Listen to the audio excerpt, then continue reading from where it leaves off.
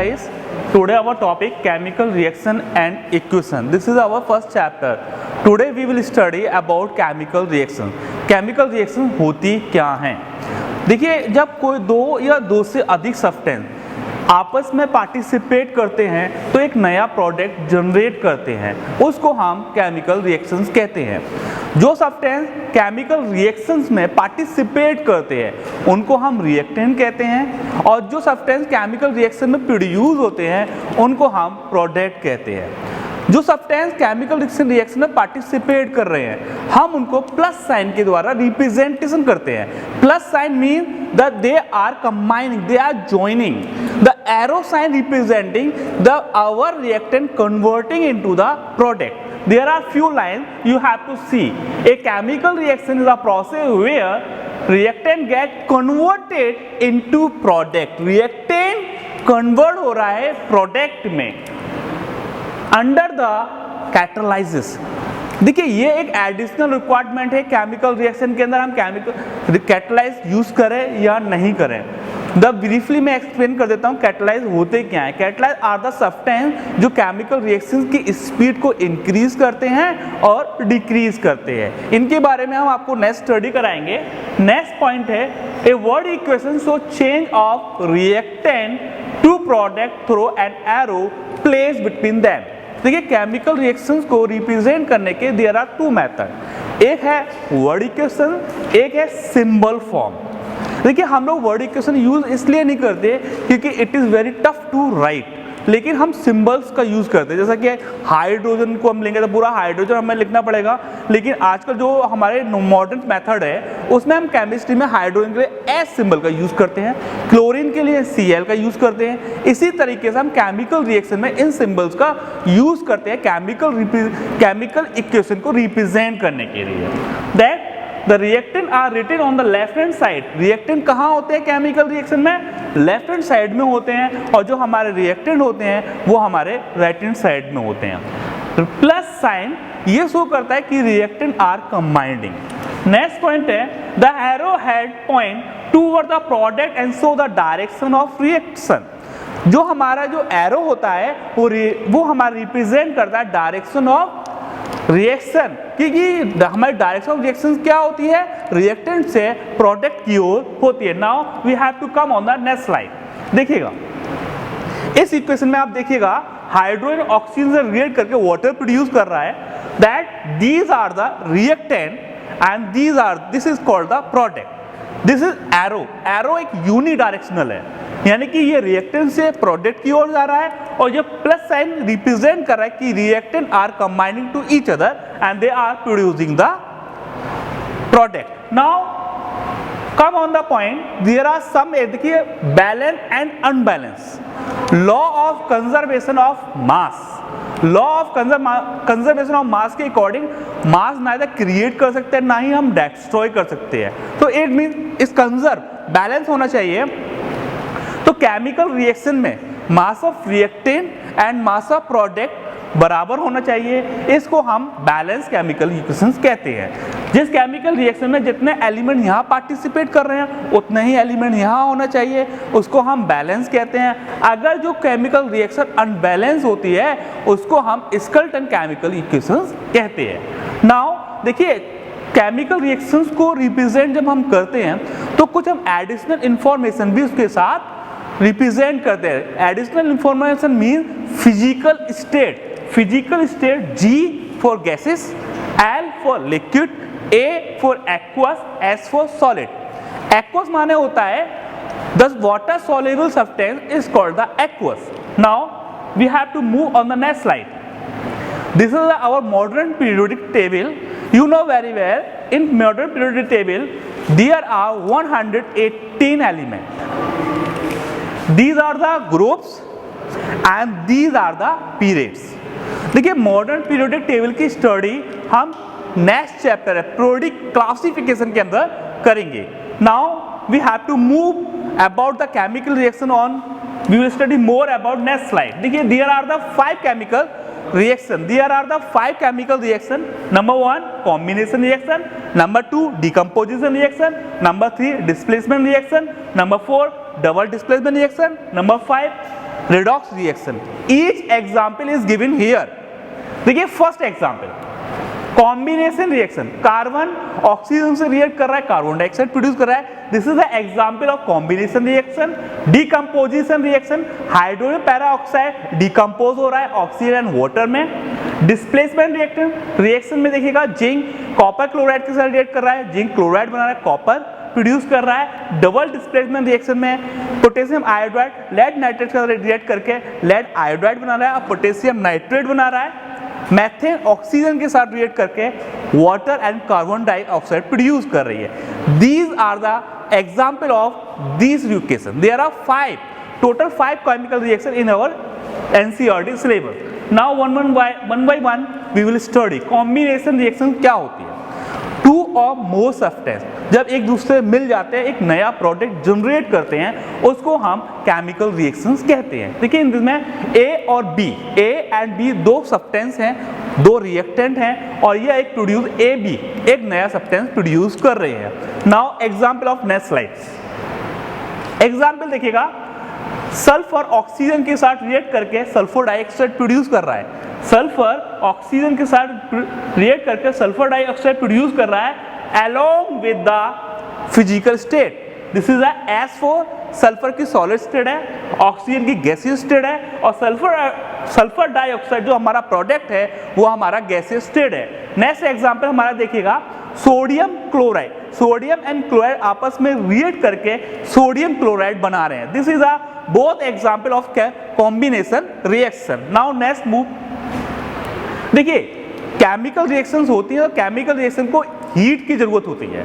They are producing the heat, they are absorbing the heat. जो chemical reaction heat को produce करती हैं हम उनको एक्सोथर्मिक रिएक्शंस कहते हैं और जो केमिकल रिएक्शन हीट को एब्जॉर्ब करती है हम एंडोथर्मिक रिएक्शंस कहते हैं. Now example of the chemical exothermic reaction. देखिए बर्निंग ऑफ नेचुरल गैस, जब हम नेचुरल गैस को जलाते हैं तो उसमें हीट प्रोड्यूस होती है. This is the exothermic chemical reaction. Now decompose, this is a exothermic reaction. Now next move देखिएगा डिकम्पोजिशन. फूड जो होता है हमारे बॉडी के अंदर डिकम्पोज होता है, दैट दे नीड. फूड को डिकम्पोज होने के लिए एनर्जी की रिक्वायरमेंट होती है, तो ये एक डिकम्पोजिशन रिएक्शन है और ये हीट को एब्जॉर्ब कर रहा है. ये एक हीट को एब्जॉर्ब कर रहा है इसलिए हम इसको एंडोथर्मिक रिएक्शन कहेंगे. देखिए नेक्स्ट एग्जांपल देखिएगा. देखिए example of decomposing reaction. Ferrous sulphate को जब हमने गर्म किया तो ferric oxide, sulphur dioxide and sulphur trioxide produce कर रहा है. सेम मैनर जब हमने कैल्शियम कार्बोनेट, देखिएगा ये हमने कैल्शियम कार्बोनेट को जब हीट किया तो calcium oxide and carbon dioxide produce कर रहा है. देखिए हीट, केमिकल रिएक्शन को हीट हम 3 तरीके से प्रोवाइड कर सकते हैं. There are 3 method to providing the heat to the chemical reaction. One is thermal, one is photolysis और number 3 is electrolysis. Each decomposition reaction we will study one by one in each slide. Now thermal decomposition. Thermal means heat. Heat माने हम इसको गर्म करें, किसी भी fuel से गर्म करें, गैस से गर्म करें, रेड गर्म कर रहे हैं. देखिए एग्जांपल जब हम मर्करी ऑक्साइड को जब हीट करते हैं तो ये डिकम्पोज हो जाता है, ये 2 सब्सटेंस में कन्वर्ट हो जाता है, एक मर्करी और ऑक्सीजन. सेकंड एग्जांपल हमारा कैल्शियम कार्बोनेट. कैल्शियम कार्बोनेट को जब हम गर्म करते हैं तो कैल्शियम ऑक्साइड और कार्बन डाइऑक्साइड प्रोड्यूस करता है. ये एक थर्मल रिएक्शन है क्योंकि थर्मल माने हीट प्रोवाइड कर रहे हैं. हीट चाहे हम कोयले से प्रोवाइड करें चाहे गैस से प्रोवाइड करें, दैट एटलीस्ट हमें उसको हीट प्रोवाइड करनी है. नेक्स्ट तो देखिएगा इलेक्ट्रोलाइसिस डिकम्पोजिशन रिएक्शन. देखिए सोडियम क्लोराइड को हम इलेक्ट्रोलाइसिस कर रहे हैं. सोडियम क्लोराइड का ये एक्वस सॉल्यूशन है. एक्वस माने सोडियम क्लोराइड को हमने वाटर के अंदर डिसॉल्व कर दिया है और इलेक्ट्रोड की सहायता से उसके अंदर इलेक्ट्रिसिटी प्रोवाइड कर रहे हैं. तो क्या होता है कि जो हमारा सोडियम क्लोराइड है 2 पार्ट में डिवाइडेड होता है, सोडियम और क्लोरीन. ये decomposition with the help of light हुई है इसलिए हम इसको इलेक्ट्रोलाइटिक डिकम्पोजिशन रिएक्शन कहेंगे.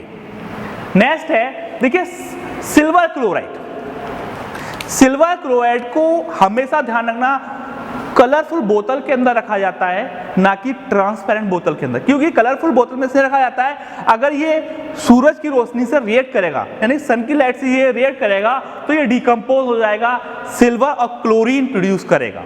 नेक्स्ट देखिएगा, इस रिएक्शन का यूज हम ब्लैक एंड व्हाइट फोटोग्राफी में पहले यूज करा करते थे। अब देखिए डिकम्पोजिशन रिएक्शन में हीट की रिक्वायरमेंट होती है, इसलिए हम इसको एंडोथर्मिक रिएक्शन कहेंगे। Hi guys, today our topic is that single displacement reaction. Single displacement reaction, in this reaction क्या होता है कि एक एलिमेंट है और एक कंपाउंड है।